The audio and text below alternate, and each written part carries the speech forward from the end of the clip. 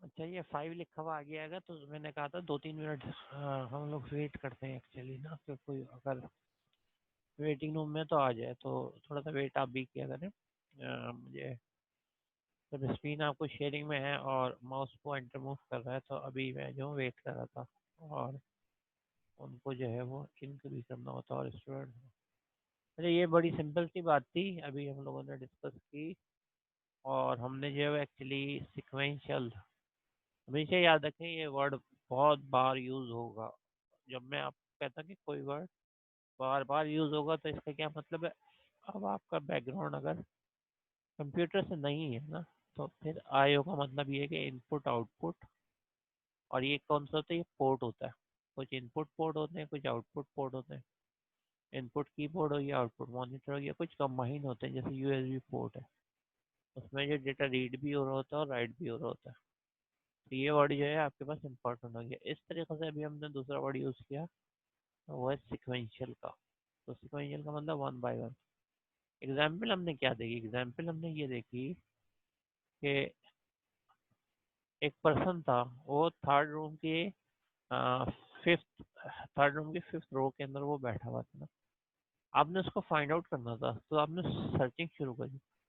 अब आपके पास ये तो नहीं पता था कि, हाँ ये पता था कि रूम नंबर लेट वो रूम नंबर 3 में वो है, ये भी नहीं पता था रूम नंबर, कुछ भी नहीं पता था। तो अब आप क्या करेंगे, एक ही तरीका है। रूम नंबर 1 ओपन करा, जो टीचर है उससे पूछे या खुद चेक करा इधर है या नहीं है। सही है, नहीं मिला, 2 ओपन करा, 3। अब अगर हमारे पास 1000 रूम होते हैं तो 1000 रूम में यही करना पड़ता है और बहुत ज़्यादा टाइम कंज्यूमिंग होता है। लेकिन जब अगर आपके पास कंप्लीट एड्रेस वगैरह होता है तो आप बहुत उसको कम टाइम में एक्सेस कर सकते हैं। सही है, मिसाल के तौर पे यानी रैंडमली एक्सेस कर सकते हैं। रैंडमली में हमेशा टाइम सेव होता है कि आप डायरेक्टली वहाँ पहुँच जाते हैं।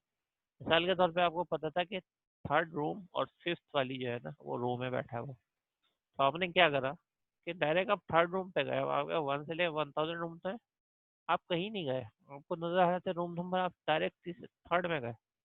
वहाँ पे अंदर जाते ही पूछा या ना पूछा, आपको वो नजर आ गया रो 5 के अंदर।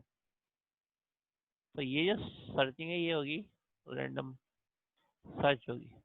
तो ये जो हम कहते हैं कि रैंडम एक्सेस मेमोरी है, तो रैंडम एक्सेस मेमोरी बहुत फास्ट होती है। सही है, एज कम्पेयर टू सिक्वेंशियल। और कंप्यूटर इसलिए जो वर्किंग भी फास्ट करता है सर्चिंग के अंदर, और जल्दी से आउटपुट आपको दिखा देता है। तो ये जो डिफरेंस समझ में आया सिक्वेंशियल और रैंडम का, ये आप 4 लिख के बताएं जिन लोगों को क्लियर हो गया।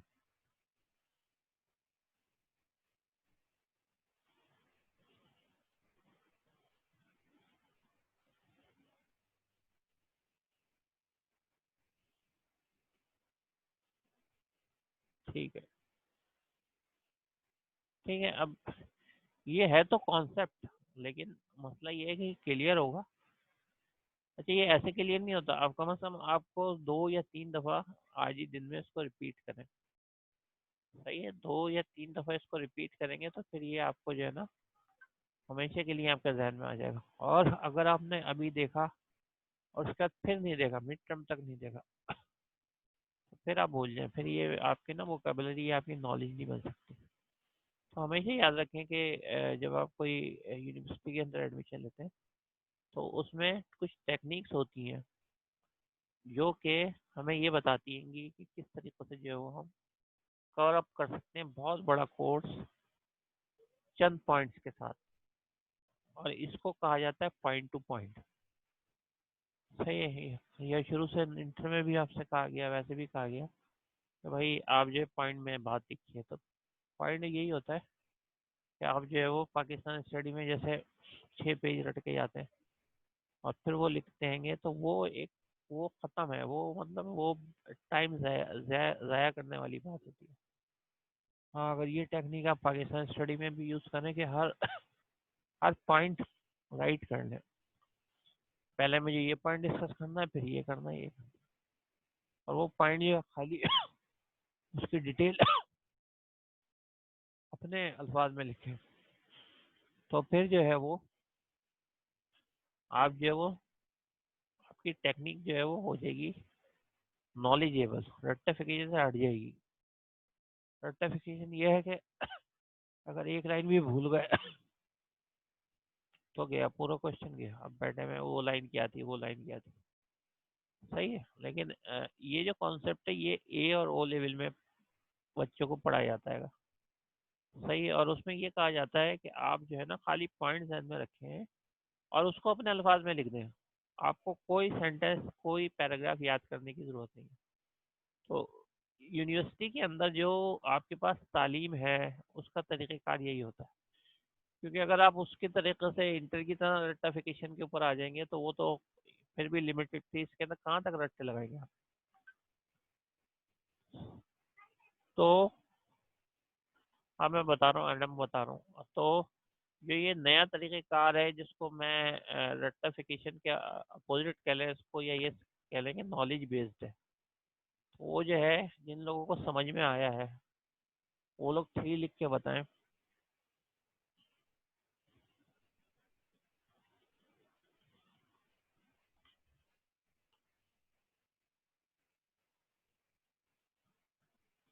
ठीक है, एक आध जगह 0 भी आया और से सुने दोबारा।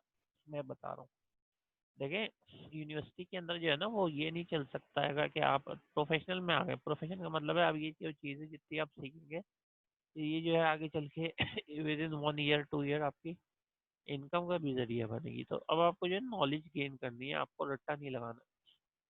नॉलेज गेन करने का सिंपल तरीका ये है कि जो बात है उसको समझे और समझने के बाद उसको एक मिनट।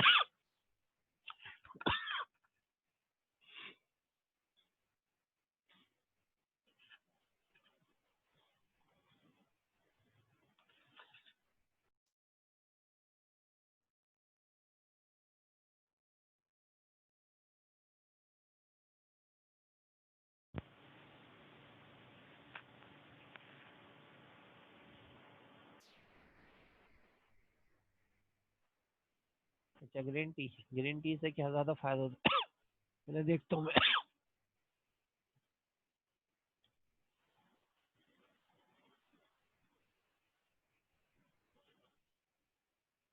चलिए ठीक है, थैंक यू। तो अभी मैं ये कह रहा था कि इसमें जो है वो आपने रखना ये है तरीक़ेकार पढ़ने का। ठीक है, अब मैं आपको अपना एक्सपीरियंस ही यहाँ ज़्यादातर शेयर किया करूँगा पढ़ाने के साथ साथ। तो जिनका इरादा इस चीज़ का है कि वो स्कॉलरशिप वगैरह के अंदर हैं, ये चाहते हैं, तो देखें टेक्निक क्या है। टेक्निक ये है कि एक बात को समझें, जैसे मैंने अभी इनपुट और आउटपुट का बताया, ये समझ लें। इनपुट का मतलब वो वाले पोर्ट जिसमें खाली डेटा आता है, आउटपुट वो वाले जिसमें जाता है। दोनों आईओ लिखा होगा तो साला डेटा आता भी है और जाता भी है, जैसे यूएसबी पोर्ट है या इंटरनेट का पोर्ट है। अब ये बात समझ ली, लेकिन अब ये आप भूलेंगे, मस्त भूलेंगे, क्योंकि ह्यूमन बीइंग है ना। इसके बाद ये आपका दिल भी नहीं चाहेगा दोबारा देखने का, तो ये अपने पास एक कॉपी रख लें, उसके अंदर देख लें। और अभी क्लास के बाद कभी भी आपको टाइम मिले, मगरिब तक असर तक 1-2 दफ़ा इसको रिवाइज करें। फिर इशा में या सोते वक्त इसको 1-2 बार देख लें कि आज मुझे ये नई नई चीज़ मिली, तो ये सारी ज़िंदगी के लिए याद हो जाएगी। सही है, सारी ज़िंदगी के लिए जो है वो याद हो जाएगी। हाँ मैं मेमोरी का रिपीट कर रहा हूँ अभी, 1 मिनट पहले मुझे समझाना मैं आप। तो ये है बेसिकली नॉलेज। अब कोई कभी भी ज़िंदगी में आपके पास आयो का वर्ड आ गया, तो ये नहीं कि आप कॉपी खोल के देख रहे हैं। तो रट्टाफिकेशन यूनिवर्सिटी में नहीं होती है। रट्टाफिकेशन जो है वो फेल करती है बंदे को। रट्टाफिकेशन वो ये कि मिड टर्म से पहले बैठे घबरा के और जल्दी जल्दी पढ़ लेंगे, लाइनें याद कर लेंगे। ठीक है, ऑनलाइन में तो चले फिर भी चल जाता है, अलाउ होता है इतना कि आप देख सकें। लेकिन फिजिकल में अगर हो गया तो फिजिकल में तो फिर पॉसिबल ही नहीं होता ना। वो तो मतलब ये कि ऐसी एक्टिविटी मना होती है।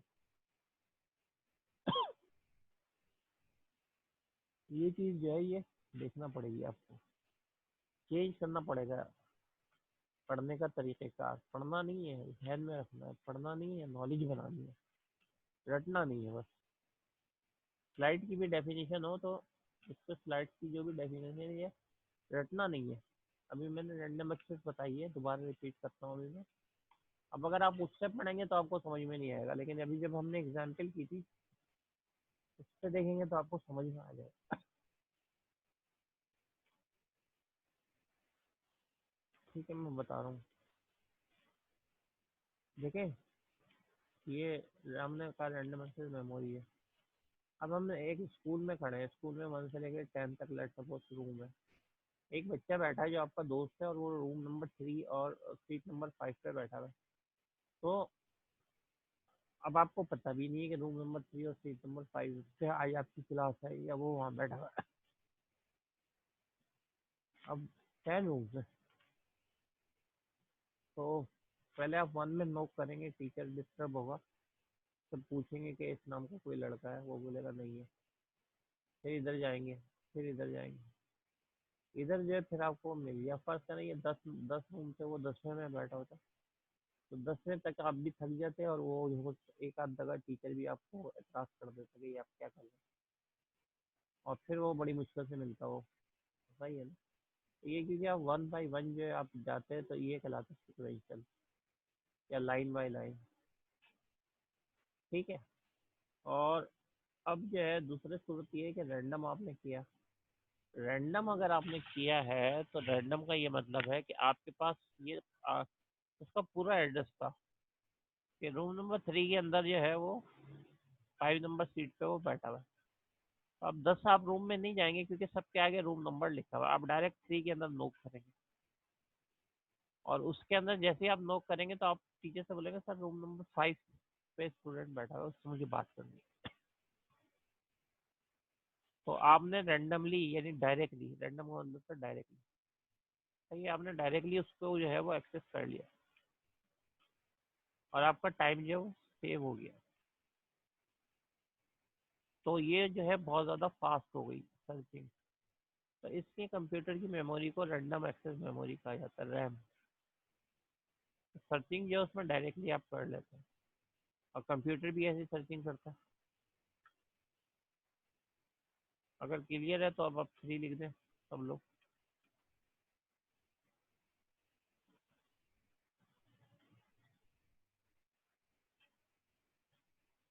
ठीक है।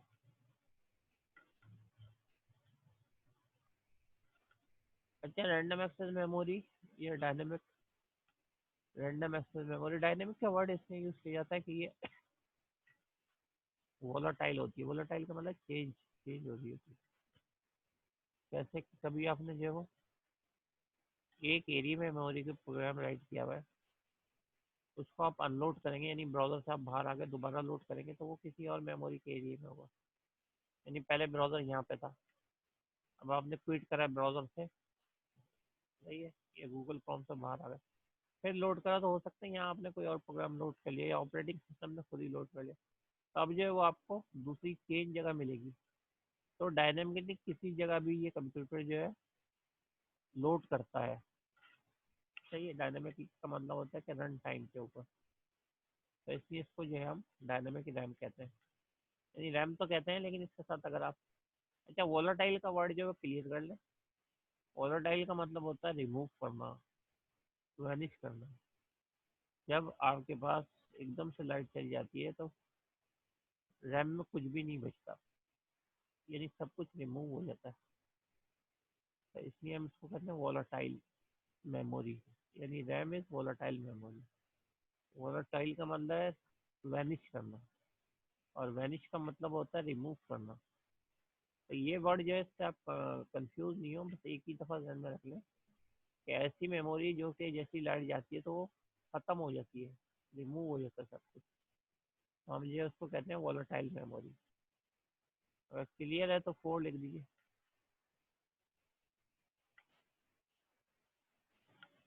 अब ये चीज़ें ना छोटी छोटी ही रखते जाइए, आपकी नॉलेज है ना, अगर आज ही आप देखेंगे तो आपको 7 8 9 10 वर्ड ऐसे मिल जाएंगे जो कि आपके लिए नए थे।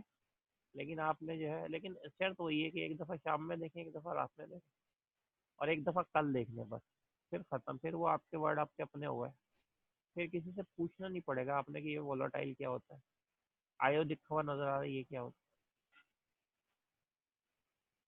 है। अच्छा,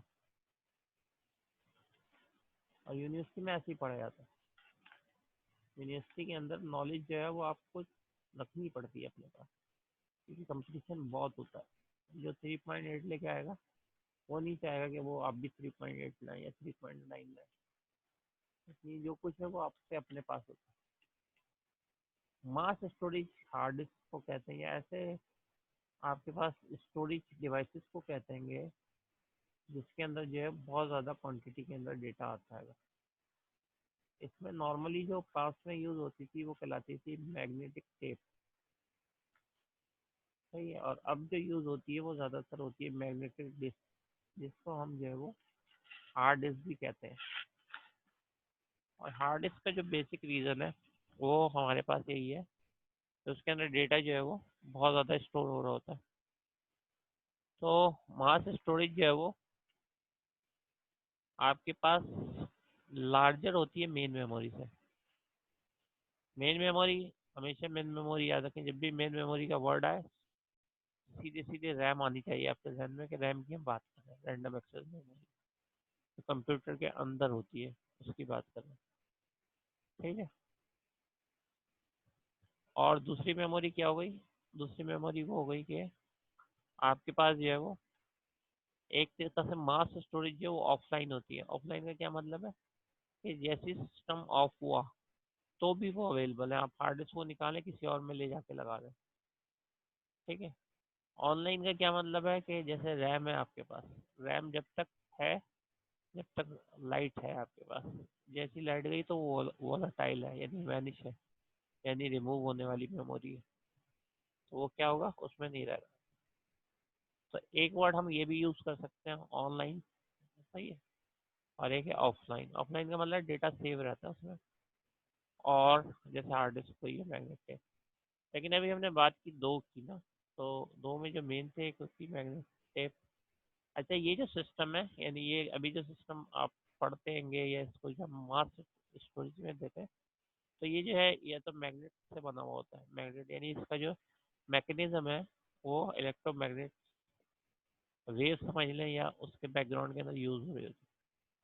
एक सिस्टम होता है ऑप्टिकल, जिसके अंदर जो है वो सीडी या डीवीडी यूज होती थी, अभी भी यूज होती है लेकिन इतनी नहीं होती क्योंकि उसका मीडिया जल्दी खराब हो जाता है।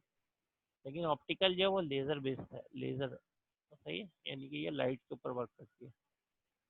ये किसके ऊपर करती है? ये इलेक्ट्रोमैग्नेट के ऊपर वर्क करती है। और ये किसके ऊपर करती है? ये लाइट या ऑप्टिकल के ऊपर करती है। और एक तीसरी वाली होती है फ्लैश ड्राइव, जिसको आप यूएसबी कहते हैं नॉर्मली। यूएसबी का मैकेनिज्म ज़रा चेंज होता है, वो वैसी वर्किंग करती है जैसे आपके पास आईसी बेस्ड होती है, जिसमें जो है आपके पास 1001 सेव हो जाता है। उसको भी हम देखते हैं। पहले मैं आपको मैग्नेट डिस्क के बारे में बताता हूँ, फिर ऑप्टिकल भी देखते हैं। तो पहले हम मैग्नेट डिस्क देख रहे हैं, तो मैग्नेट डिस्क के अंदर जो है वो हमारे पास, सही है, मैग्नेट डिस्क के अंदर हमारे पास जो है वो है, पहले तो मैग्नेट टेप है ना। पहले क्या है हमारे पास? मैग्नेट टेप है। तो मैग्नेट टेप को देख लेते हैं कि मैग्नेट टेप होता है क्या है, वो वर्क जो है वो ये कैसे किया करता था। अभी भी करता है लेकिन बहुत कम यूटिलाइजेशन।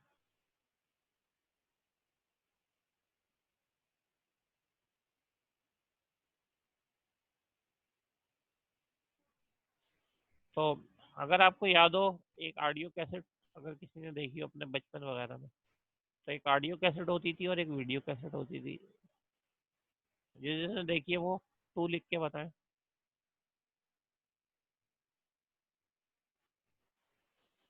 सही है, अभी भी कहीं ना कहीं यूट्यूब वगैरह पे तो नजर आई जाती है ना। अच्छा, उसमें क्या होता था? उसमें ये होता था कि जैसे आप वीडियो कैसेट है तो वीडियो कैसेट में रिवाइंड होती थी पूरी ना, यानी इधर फुल होती थी रिवाइंड। उसके बाद क्या करते थे आप? वीसीआर वगैरह में लगाते थे, तो क्या होता था वो, उसके बाद जो है वो आहिस्ता आहिस्ता जैसे मूव करती थी, तो उसके बाद आपको जो है वो पिक्चर यानी कि वीडियो चलने लगती थी। तो उसमें भी जो है वो आपके पास हेड होता था। हेड क्या करता था कि जैसे ये हेड यानी इधर से इधर जा रही है, तो उसको उसके अंदर जो भी डेटा होता था वो रीड करता था। और रीड करने के बाद उसमें ऑडियो और वीडियो दोनों होती थी, तो आपको टीवी वगैरह पे नजर आता था। तो इस तरीके से जो है ये पूरी जब रोल कर जाती थी 3 घंटे वगैरह की, तो पिक्चर जो है वो कंप्लीट हो जाती थी। और फिर आप क्या करते थे? फिर आप जो है वो, अगर बीच में कोई आपने गाना देखना है वो, सही है, तो रिवाइंड वगैरह भी करना पड़ता था। तो रिवाइंड का भी बटन होता है, ठीक है। और उसके साथ साथ जो है वो आप फॉरवर्ड भी कर सकते हैं। तो ये जो थी ये मैकेनिज्म थी इसकी ना। अच्छा, मैग्नेट टेप जो कंप्यूटर के अंदर था वो भी ऐसे ही राइट करता था। वो कैसे करता था, वो बिल्कुल सेम ऐसे ही करता था, लेकिन इधर जो पिक्चर वगैरह नहीं होती थी, बल्कि आपके पास रिकॉर्ड होते थे जो डेटाबेस वगैरह के अंदर सेव होते थे। तो यहाँ पे जैसे ये बढ़ता जाता था तो वो रिकॉर्ड जो वो रीड करते जाते थे। सही है। तो ये हमारे पास ओल्ड टेक्नोलॉजी इसलिए थी कि ये सिक्वेंशियल थी। सिक्वेंशियल का मतलब 1 by 1। इसकी वही वाली एग्जाम्पल आ गई कि 1 से लेकर 10 तक रूम है, आपने किसी रूम के अंदर चेक करना है, तो आप क्या करेंगे, रूम नंबर 1 पे आएंगे, फिर रूम नंबर 2 पे आएंगे, फिर 3 पे आएंगे। इसमें यही हो गई कि आपके पास फुल जो है रिवाइंड मूवी हुई है, और आपने जो है वो कोई आगे बीच में जो है वो कोई सॉन्ग है वो देखना है, तो आप क्या करते थे, फॉरवर्ड करते थे, लेकिन आप क्या करते थे, अंदाजे से करते थे। फिर उसको स्टॉप करते थे, फिर देखते थे कि हम उस जगह पहुंच गए। अगर फास्ट फॉरवर्ड आप नहीं कर रहे या दूर जगह है तो आप फास्ट फॉरवर्ड भी करते थे, वरना ये है कि नॉर्मली आप फॉरवर्ड के थ्रू उसको एक्सेस कर लेते थे। तो अब मैं इस सिक्वेंशन और उसको डिफाइन करता हूँ आपके सामने कि ये देखें, ये क्या, ये मैग्नेट टेप है, सही। अच्छा, ये जो है ये पहला समझ लीजिए ट्रैक है, ये लास्ट ट्रैक है, ठीक है। तो अगेन इसके अंदर जो है ये आपको पता है कि ऐसे करके जो है रिवाइंड होके इधर आई, ठीक है ना। तो अब इसके अंदर एक ही तरीका है, वो ये है कि 1 2 हम जो है वो ऐसे ही जा सकते हैं कि ये आपके पास 2 है, ये 3 है, यानी कि जब तक हमें हमारे जो भी सॉन्ग है वो यहाँ पे मौजूद है, या रिकॉर्ड यहाँ पे मौजूद है, सही, 7 के ऊपर। तो अब ये पहले 1 आएगा, फिर 2 आएगा, फिर 3 आएगा, इसमें डायरेक्टली आप इसको एक्सेस नहीं कर सकते। हाँ, फॉरवर्ड करते थे, लेकिन फिर भी एक्यूरेटली वहाँ नहीं पहुँचते। लेकिन इसके बजाय अगर हम एक इस किस्म का मीडियम बना लें कि यहाँ पे जो है वो हमारे पास डेटा जो है वो मौजूद हो, सही है। लेकिन डेटा किस फॉर्मेट में पड़ा हुआ है, डेटा जो है वो ऐसे पड़ा हुआ है, लेट्स सपोज कुछ डेटा जो है वो यहाँ पड़ा हुआ है, कुछ डेटा जो है वो यहाँ पड़ा हुआ है, कुछ डेटा जो है वो यहाँ पड़ा हुआ है, कुछ डेटा यहाँ पड़ा हुआ है, यानी ये समझ लें कि ये जो है डिफरेंट रूम नंबर है जिसके ऊपर आपके जो है ना वो डेटा पड़ा है। अच्छा, इसके ऊपर जो है वो हम ये करते हैं कि एक जो है वो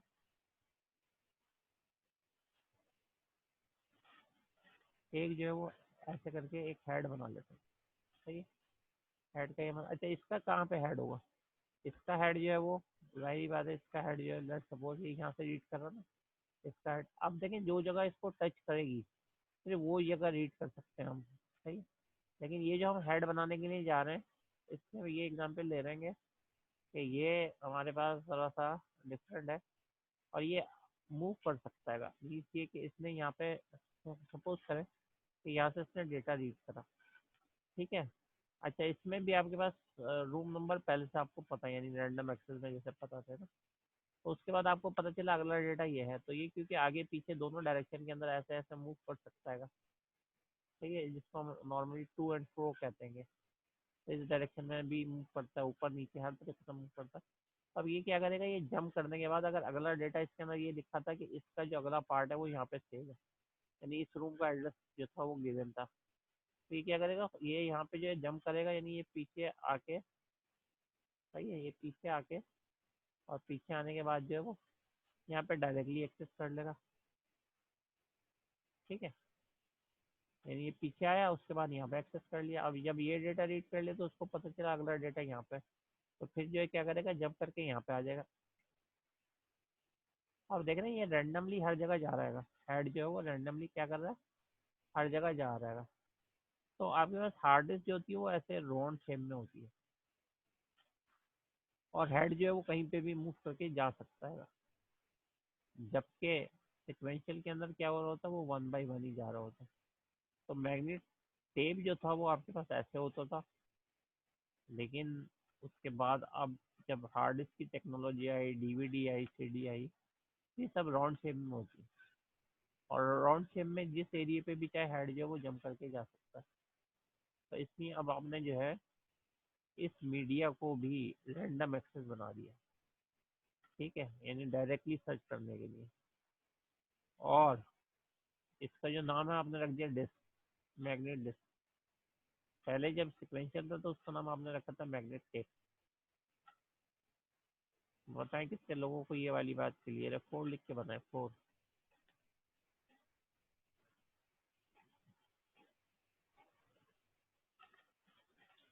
लेकिन अब आप कंसंट्रेट कर रहे हैं तो कोई भी जो है ना 4 के अलावा कोई नंबर ही नहीं आ रहा। इसका मतलब ये है कि कंसंट्रेशन देखें कितनी इंपॉर्टेंट होती है। एक ही दफ़ा में बात समझ में आ गई कि जहाँ पे भी चाहो आप ऐड को मूव कर लो, टू एंड फ्रो करने के बाद वहाँ से डेटा रीड करो, अगला एड्रेस उसी पे लिखा होगा कि यहाँ खत्म हो गया डेटा। ऑपरेटिंग सिस्टम खुद ही लिख देता है कि यहाँ खत्म हो गया, अब इस लोकेशन पे अगला डेटा। तो हेड क्या करता है, फौरन उधर उधर जंप कर लेता है, वहाँ से रीडिंग कर लेता है। इसी इसी तरीके से जो विंडोज़ है वो जब स्टार्ट के अंदर रीड हो रहा होता है तो हेड ऐसे ही करता है वर्किंग। आप देखते हो हार्ड डिस्क की लाइट कितनी तेज़ी से जल रही होती है, तो उसके सारे हेड जो है वो चल रहे होते हैं। वो जल्दी जल्दी जो है सारा डेटा रीड करके ऑपरेटिंग सिस्टम लोड कर लेता है। उसके बाद आप कोई प्रोग्राम लोड करो, क्रोम वगैरह, तो आप देखेंगे उसमें भी हार्ड डिस्क रीडिंग शुरू कर दी है। ठीक है, और जब तक रीड करते हैं जब तक रैम में ना आ जाए। तो ये जो है ये हमारे पास ये जो टेक्नोलॉजी है, ठीक है, ये कहलाती है मैग्नेटिक। इसलिए कि इसके सारा का सारा मैकेनिज्म, सारा जो मैकेनिज्म है ये डील कर रहा होता है मैग्नेट के ऊपर, यानी इलेक्ट्रोमैग्नेट वेव्स होती हैं जिसके थ्रू ये रीड करता है और उसी के थ्रू जो है ना ये राइट कर रहा होता है। अब देखें मैंने इसको इस्तेमाल करा है और ये ये देखें, अब आपको समझ में आएगी बात, क्योंकि अब हमने देखें ये वहाँ पे रूम थे तो ये किस तरीके से डिवाइड करता है, ये ट्रैक्स में करता है। ये बोलता है ये एक ट्रैक है, ये दूसरा ट्रैक है, ये तीसरा ट्रैक है, तो ये ट्रैक में डिवाइड करता है रूम की बजाय ना। और साथ में जो ये रीड राइट हेड है, तो देखें रीड राइट हेड क्या कर रहा है, ये इसका आर्म है, सही है। तो ये आर्म की क्या मोशन है, ये आगे पीछे हो रहा है ना। और ये जो है क्या है, ये राउंड राउंड पर मिनट का हिसाब होता है, RMP, राउंड पर मिनट। जो आपके पास डिस्क की मूवमेंट होती है वो कहलाती है राउंड पर मिनट, RMP। ठीक है, ये भी वर्ड आप अचानक कहीं देख लेंगे बुक पढ़ते में तो फिर परेशान नहीं होइएगा, इसलिए इसको लिख लें अपने पास, RMP, राउंड पर मिनट, यानी 1 मिनट में हार्ड डिस्क जो है वो कितना मूव करती है। ठीक है, तो ये है मैकेनिज्म। रीड राइट हेड है, जाहिर बात है, हम सेव कराते हैं फाइल, हम रीड भी कराते हैं, से ओपन भी कराते हैं और सेव भी कराते हैं, तो इसलिए जो रीड राइट। अच्छा, एक और अच्छी बात हमें पता चली कि आयो के बजाय हम चाहे तो रीड राइट भी कर लेते हैं। तो इसके अंदर आई क्या होगा और ओ क्या होगा। आई का मतलब है इनपुट यानी रीडिंग करना, और ओ का मतलब है आउटपुट यानी कि राइट करना। तो दूसरा वर्ड जो है वो हमें पता चल गया। तीसरा वर्ड जो है वो भी देख लेते हैं क्या हो सकता है। वो वर्ड है सेव और ओपन का। जब आप फाइल ओपन करते हैं तो आप क्या करते हैं, रीड करते हैं। जब उसको सेव करते हैं एडिट करने के बाद तो क्या करते हैं, राइट करते हैं। अब अपने पास लिख लें input is equal to read is equal to open, यानी 3 मैंने वर्ड लिखे हैं, या कहें आपको लिखने के लिए input is equal to read is equal to open. इन तीनों का मतलब एक ही है, चाहे आप रीड कर रहे हो, चाहे आप इनपुट कर रहे हो, सही, या आप ओपन कर रहे हो। तो मैंने कहा आपसे कि आप लिख लें input is equal to read, सही, इज इक्वल टू ओपन। और आउटपुट लिख लें output is equal to write, सही है, is equal to save. Output is equal to write is equal to save. Output is equal to write is equal to save, यानी ये तीनों का एक ही मतलब है। जिसने कम्प्लीटली ये बात लिख ली वो 3 प्रेस करके बताएं मुझे।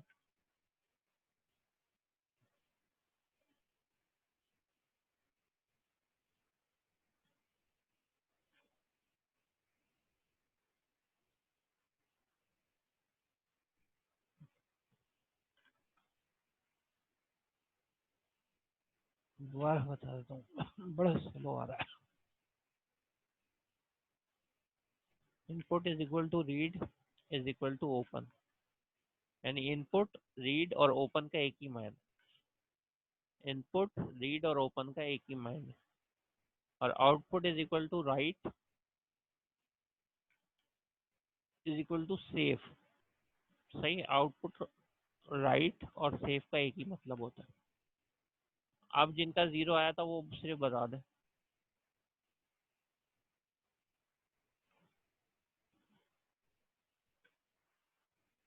चलो ठीक है, तो 10 मिनट रह गए, लेकिन इसके बाद हम आएंगे तो फिर जो है हमारी लास्ट अटेंडेंस दोबारा दे देंगे।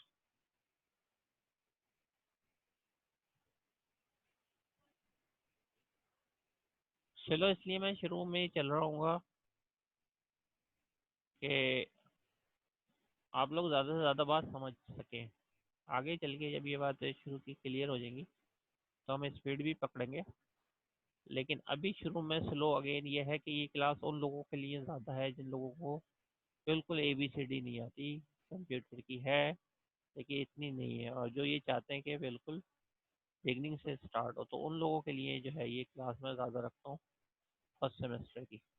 स्लो स्लो ज़्यादा बच्चों को समझ में आए। तो जो लोग मेरी बात से एग्री करते हैं वो 1 लिखें, जो नहीं करते हैं वो 0 लिखें, कि ये फेज जो आपको सही लग रहा है या आप और फास्ट जाना चाहते हैं। ठीक है, गुड। ठीक है, तो पर्पज़ यही है कि आप लोगों को समझ आए, और कोई मतलब नहीं। मैं चाहूँ तो इतनी डिटेल के अंदर ना बताऊँ, लेकिन कॉन्सेप्ट जो है वो ऐसे ही समझ में आता है कि रुक रुक के बताना पड़ता है, क्लियर हो बात। फिर इंशाल्लाह फास्ट भी जाएंगे एक दो क्लासेस के बाद। तो हमारे पास जो है वो CD है, सही है, और एक है DVD, सही है, डिजिटल वीडियो डिस्क, सही है, और कम्पैक्ट डिस्क। तो कम्पैक्ट डिस्क डिस्क जो है वो इसलिए पहले कम्पैक्ट डिस्क आई थी, नाम बना था कि इसमें जो था डेटा ज़रा कम सेव होता था, और ये रीड ओनली होती थी ज़्यादातर। एक दफ़ा आपने राइट कर लिया तो राइट कर लिया, बार बार हम जो है वो रीड राइट नहीं करवाते थे इसके अंदर, सही है। लेकिन अब ये था कि इसके अंदर जो मैटर होता था वो प्रोटेक्टेड कोटिंग के बेसिस के ऊपर होता था, रिफ्लेक्शन करता था, यानी रिफ्लेक्टेड होता था, सही है, और उसी सरफेस के ऊपर जो है वो सेव होता था आपका डेटा, या होता है ये कह लें, तमाम इंफॉर्मेशन जो है ना। अच्छा, ये किस तरीके से रीड करता था? हाई पावर लेजर बीम से, बिट्स, इस तरीके से कह रहे हैं जैसे हम बिट्स को कहते हैं ना, उधर कह रहे हैं बिट्स को कह रहे हैं जिसमें डेटा वगैरह सेव होता है, ठीक है।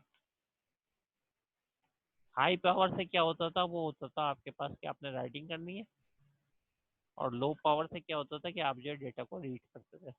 अच्छा, ये नया वर्ड आपको दे रहा हूँ रिट्रीव का। रिट्रीव का मतलब होता है रीड करना, सही है, ये बार बार आएगा।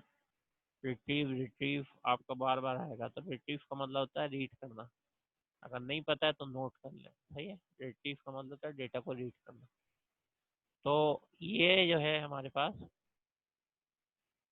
इस तरीके से ये वर्किंग होती थी, लेकिन बहरहाल हम इसलिए इसके ज़्यादा डिटेल में नहीं जाएंगे कि एक तो बात ये कि आप ये समझ लें ये ऐसी होती थी, और सिवाय इसके कि ये मैग्नेट की बजाय इसका जो सरफेस है वो ऑप्टिकल का यूज़ होता था, और इसके ऊपर जैसे लेज़र, इसके ऊपर जो इलेक्ट्रोमैग्नेटिक वेव से डेटा रीड राइट होता है, उसमें जो है वो हमारे पास ऑप्टिकल या लेज़र बीम से होता था, ठीक है। बस ये डिफरेंस। फिर हमारे पास आई है फ्लैश ड्राइव। फ्लैश ड्राइव जब आई तो एक तरीके से CD और DVD जो है वो इतना ज़्यादा यूज़ नहीं रहा उनका। उसका जो बेसिक रीज़न था वो यही था कि इसका जो है ना मैटर, ये जो इधर मैटर वगैरह होता था, ये हल्का सा भी स्क्रैच आ जाता था तो वो पूरा डेटा जो है करप्ट कर दिया करता था, ठीक है, क्योंकि ये जो था बहुत ज़्यादा सेंसिटिव होता था। तो इसलिए ये इतना ज़्यादा सक्सेस नहीं हुआ। उसके मुकाबले में फ्लैश ड्राइव जो है वो सक्सेस हो गई। तो फ्लैश ड्राइव जो है वो सक्सेस हो गई, और अभी तक जिसको हम USB कहते हैं, आप कहते हैं ना USB है, डेटा जो है वो चाहिए या आप लेके जाते हैं, तो इसमें वो जो है फ्लैश ड्राइव, एक्चुअली वो USB का वर्ड जो है वो गलत यूज़ होता है, लेकिन एक कॉमन वर्ड यूज़ होने लगा तो सब कह देते हैं कि USB है आपके पास, USB है। हालांकि USB का मतलब होता है यूनिवर्सल सीरियल बस, सही, जिस बस के ऊपर वो वर्किंग करता है। ये भी हम देखेंगे कि USB क्या होती है, ये वर्ड क्या होता है। तो फ्लैश मेमोरी इसको कहा जाता है, सही है। अच्छा, ये क्या होता है, ये आपके पास इसके अंदर जो है वो इलेक्ट्रॉनिक सिग्नल्स जो है वो स्टोरेज मीडियम के ऊपर डायरेक्टली स्टोर किए जाते हैं, ठीक है। यानी कि छोटे छोटे टाइनी चैम्बर्स होते हैं, जैसे मैंने बताया था अभी आपको कि ये जो है रैम की तरह समझ लें, चिप होता ही है जिसके ऊपर जो है वो डेटा स्टोर इसके अंदर हो रहा होता है, ठीक है। लेकिन ये जो बना होता है इसका मटेरियल होता है इनसर्ट सिलिकॉन डाइऑक्साइड का, ठीक है। और क्योंकि ये डिफरेंट टेक्नोलॉजी है मैग्नेट से, तो इसलिए जारी बात है इसका सरफेस वगैरह भी डिफरेंट होता है। और ये डिजिटल कैमरा आपको पता है, फोन्स, पीडीए जो है वो पर्सनल डिजिटल असिस्टेंस को कहते हैं, तो उस सब में जो ये यूज़ होता है।